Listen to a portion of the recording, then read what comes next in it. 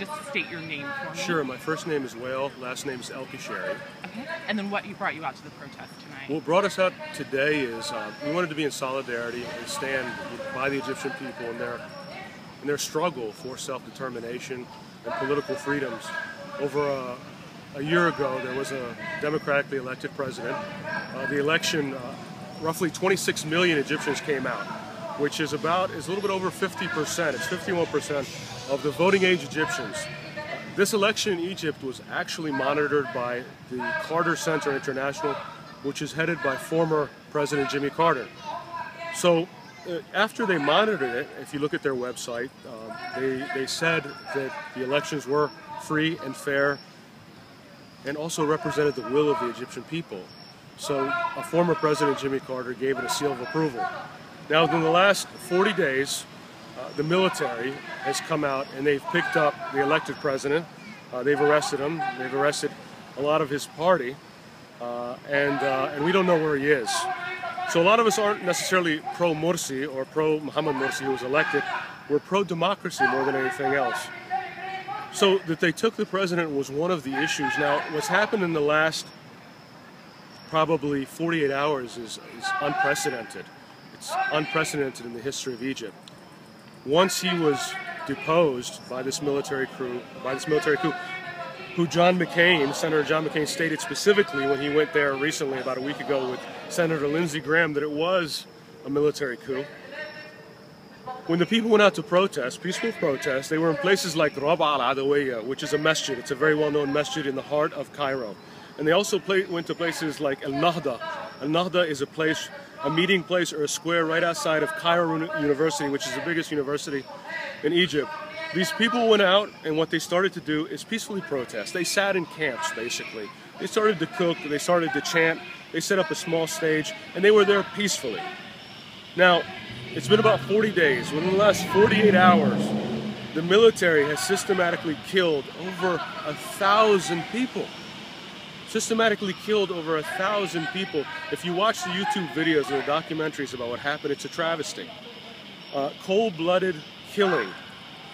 So what we are here today to ask, first and foremost, is that the Obama administration pressure through their $1.5 billion of aid that they give to this building right here, $1.5 billion the American people give to Egypt, to pressure them with this aid to stop the massacres of the Egyptian people, to stop the massacres of people being killed. As I speak to you today, there are innocent Egyptian protesters who are being killed. Secondly, what we are requesting is that President Obama call it what it is, as Senator John McCain has said, to call it a military coup. And thirdly, today our demands have changed a little bit over the last couple of days.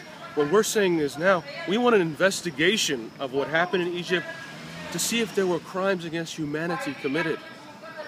And so, this is why we're out here today. We're out here today in solidarity. We're out here as witnesses to the atrocities. We're out here as witnesses to the massacres that are happening as we speak, as I speak to you today. We are here to listen to the relatives of the killed and the maimed and the injured.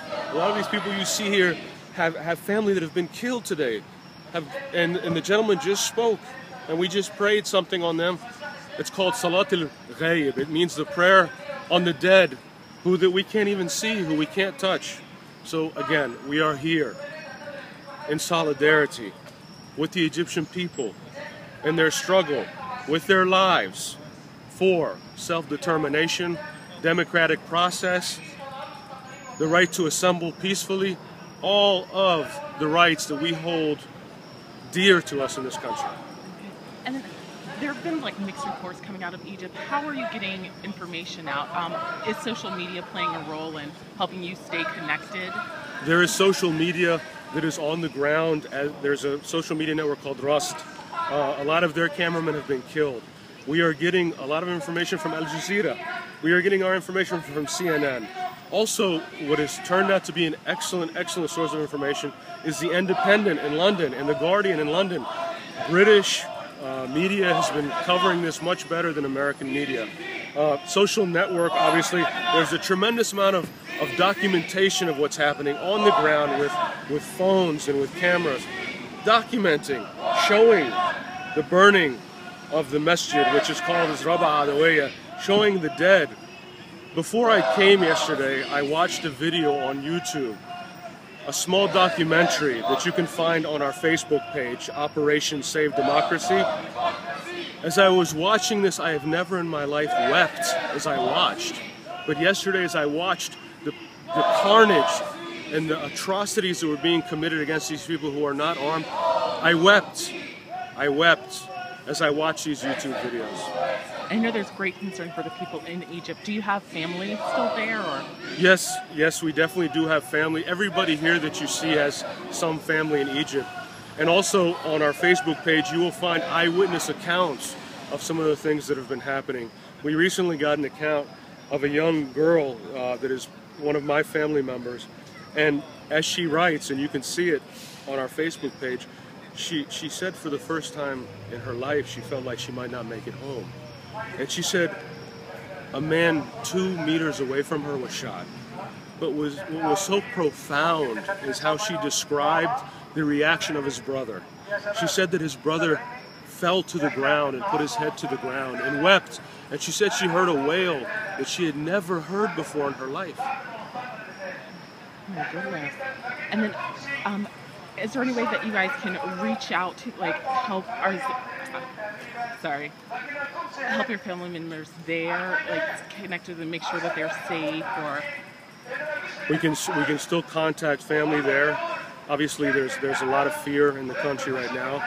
There's a curfew that's been imposed from 7 o'clock p.m. till 7 o'clock a.m. where you cannot go into the street.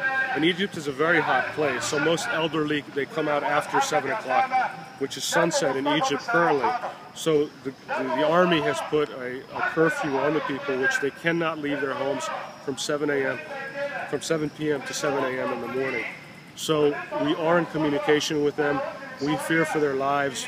These are brave people, and they're going out into the streets. If you saw today on Al Jazeera, if you saw on some of the other networks, you'll find that there were millions of people in the streets today. And they're saying that all of these are Ikhwan al-Muslimin, the Muslim Brotherhood. None of us are Muslim Brotherhood. None of us protesting are Muslim Brotherhood. And we're not specifically for Morsi. We are against the massacre of our fellow countrymen. And the initial revolution was never meant to have countrymen pitted against countrymen for the sake of what we don't even understand. The election went through, he was elected, there was monitoring. If he was a bad president, he was a bad president.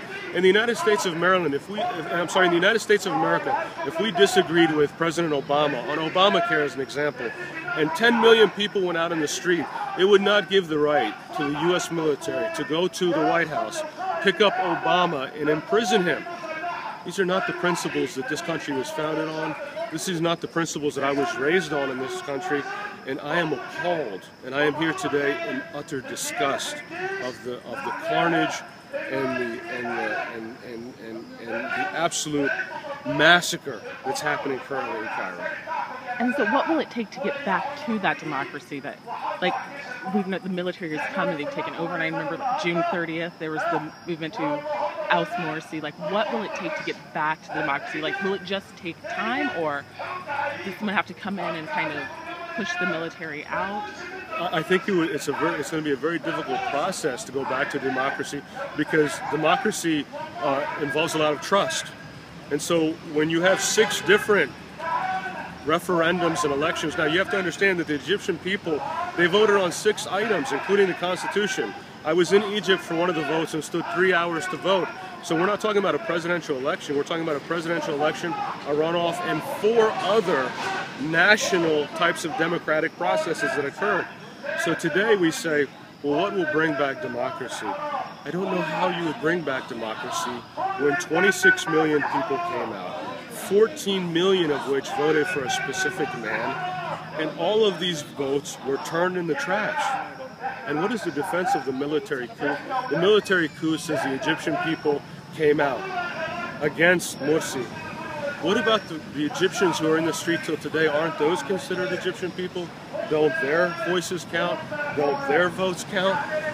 So to answer your question, quite frankly, I don't believe that a large majority of the Egyptian population will ever again believe in democracy. And secondly, I believe that any president elected after this coup will lack credibility from the first day he takes office. I know that this was part of the movement like 2 years ago to move away from this type of military regime. So what is your hope for the future of Egypt? Well, I'd like to tell you the military regime has been in excess of 60 years. Hosni Mubarak, who was the president of Egypt for about 30 years, was a military general. Now, I was in Egypt during the January 25th revolution, and I saw the thugs. And I can't tell you the euphoria that I felt in Egypt. I can't tell you the respect that I had for the Egyptian people, although I was born and raised in this country. I called back to the United States after seeing their valor, and I called back to the United States after seeing their courage to stand up. And hundreds died during the initial revolution. So after seeing that euphoria, it pains me to see the condition that Egypt is in today. What is next for Egypt? It takes steps. But I'll tell you the only thing that we can think about today, there is no long term. The short term is immediately stopping the massacre and the killing of the Egyptians, the bloodshed. The streets of Cairo are filled with blood. This is first and foremost. Short term, we have to stop the killing of innocent protesters, as this is a country of principles. Secondly, we have to identify this as a military coup, as Senator John McCain has said. It is a military coup when he visited Egypt with Senator Lindsey Graham about a week ago. We have to identify it's a military coup so that we can pressure the Egyptian military to stop massacring people in the streets. Thirdly, after the amount of carnage, what we have to do is we have to investigate and see whether this was a war crime, a crime against humanity. And there are people today who have started this process in Egypt and in Europe to determine whether or not General Abdel Fattah al-Sisi, who is the current general of the army in Egypt, whether he stepped over the line, and we are sure that he has. Those are the questions I have. Do you know if there are other protests planned to show like solidarity with the Egyptian people, either here in DC or across the United States or anything? Yes, there are protests in Chicago yesterday, Houston today, New York, New Jersey, but these protests aren't new. On the 10th of August, we had a large demonstration and march of about 3,500 people in Freedom Plaza. So even before the carnage, even before the killings, we were standing in solidarity with the people in Egypt for their right to self-determination and democratic process. So there will be more rallies. We will continue to struggle. As I can speak to you today, and you can videotape me as I'm talking, if you were in Egypt today, you might be shot, as was the Sky News reporter of the English channel Sky News, who was shot recently, about 48 hours ago. He was killed. Other media people from Rust have also been killed. So I sit here and speak to you today because we are in a country of principles. We are in a country that respects the rule of law. We are in a country that respects the democratic process. So we will be out. We will continue the struggle. We will rally. We will demonstrate. We will march until the massacre of people stops, and that this administration says specifically that this is a military coup and takes steps to protect innocent civilians and innocent protesters. Those are all the questions I have. Thank you so much. Thank you.